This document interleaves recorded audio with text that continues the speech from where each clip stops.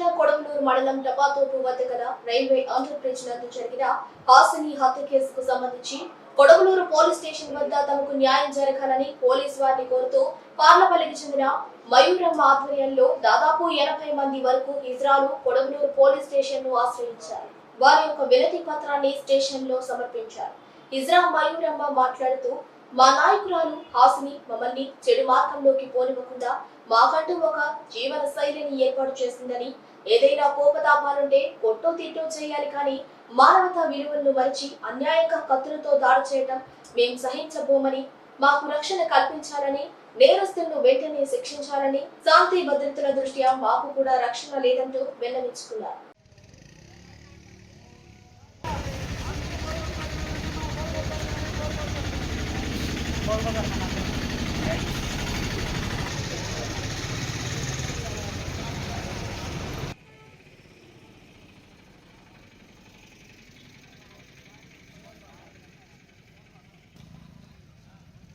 మేము ఎట్లా బతుకుతున్నామో ఎలా బతుకుతున్నామో ఇన్ని సంవత్సరాలు ఎవరికీ తెలియదు.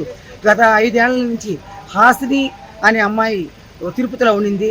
ఇక్కడ 7 పుట్టి పెరిగింది కాబట్టి ఈ ఊరికి వచ్చింది. మమ్మల్ని అందరూ ఒక తీర్పు తీసుకొచ్చింది. అయినా కూడా మాకు ఇదివరకు తెలియనంత నాలెడ్జ్ కూడా పెంచింది. దానికి మెచ్చుకున్నాము.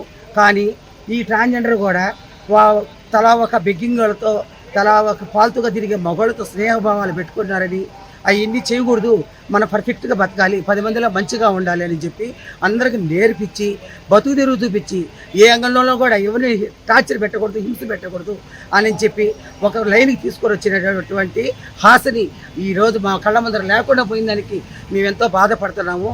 అయినా కూడా ఈ ఇల్లు చేయడం కూడా చాలా తప్పు.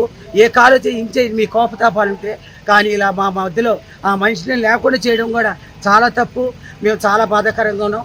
ఇలాంటి పని ఎవరికి జరగకూడదు. ఈ నెల్లూరులో ఎక్కడా జరగకూడదు. అడలెత్తిపోయి ఉండారు. అయినా ట్రాన్స్జెండర్ అంటే చేతులకి దండం పెట్టేవాళ్ళు ఉన్నారు, తలకాయ నుంచి దీవించమనే వాళ్ళు ఉన్నారు. మా ఇంటికి పట్టిన దిష్టి ఏదైనా పేడ పోయేటట్టుగా చేయమ్మని చెప్పి చేతులెత్తి దండం పెట్టేవాళ్ళు ఉన్నారు. ఈరోజు ట్రాన్స్జెండర్ మీదకి కత్తులు ఎత్తుకొని వచ్చి నరకరాని చోట నరికి పెట్టారంటే నాకు చాలా బాధాకరంగా ఉంది. ఇలాంటి విషయం ఎక్కడ ఏ ప్లేస్లో ఏ ఊర్లో కూడా జరగకూడదని మా పోలీస్ డిపార్ట్మెంటు మాకు ఫుల్ సపోర్ట్ ఇచ్చున్నారు. వాళ్ళకు కూడా నేను చెప్తున్నాను, మాకు ఎంతో సహకరించారు. వాళ్ళని కఠినంగా శిక్షించండి. ఇలాంటి పరిస్థితి ఎక్కడ చేయకూడదని మనవి చేసుకుంటున్నాను. ఇంకొక ఊరికి కూడా ఇలాంటి పరిస్థితి రాకూడదు. మాకు రక్షణ కావాలి. అమాయకులు ఉన్నారు దీంట్లో, అమాయకులు బలైపోతారు.